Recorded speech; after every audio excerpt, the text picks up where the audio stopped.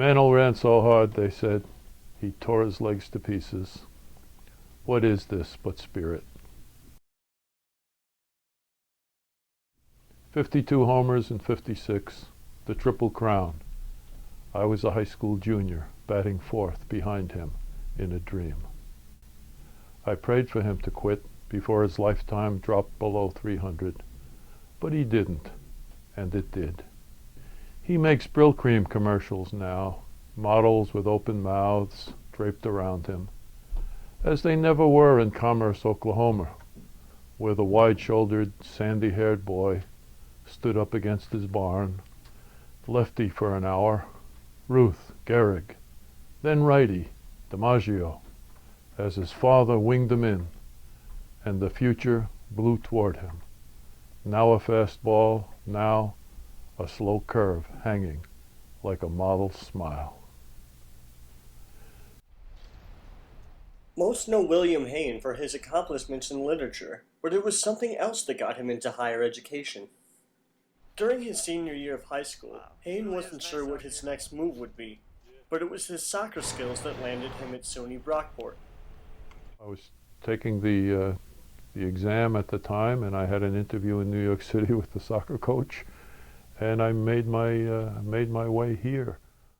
During his time at Brockport, Heyen developed a passion for something other than sports: poetry. But I never get bored with seeing how a line of poetry progresses and how it turns. It seems to me to have all of life in it, and it's pretty exciting, in what it does. After graduating from Brockport and teaching at the collegiate level, Heyen had the opportunity to teach at the University of Hanover and visit a concentration camp.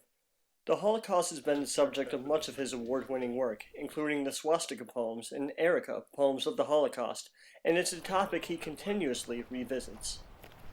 Often it has happened that I think I've written the poem and it's the last one. I'm done with this. I've said all that I have in me to say, and then before I know it, another poem will show up. We don't choose our poems. I think our poems have to choose us, and these poems began to come to me. Heyen and his wife Heyen returned to Brockport, where he taught for nearly 3 decades. And we came back to our, what had become our hometown here, where we had so many friends, and I never regretted it. Brockport has been a good place for me. Now retired, Heyen works out of a shed in his backyard that has been converted into a working space. 8 by 12 feet. I think the rose cabin was 12 by 16 feet. And what he's working on now is a collection of poems about football called The Football Corporations, and is scheduled to be released by Etruscan this summer. It slashes so much. It's so hard-nosed. It's apocalyptic. It's filled with robotic athletes and with corporate takeover of the spectacle. Much of Heyen's success can be attributed to his passion for his subject matter, no matter how fun or horrifying it may be. But there's a sense in which, in poetry, subject matter is along for the ride.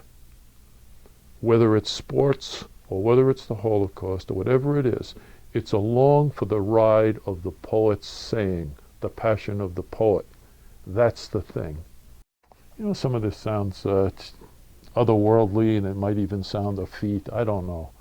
But it's a great pleasure, and it quickens my life.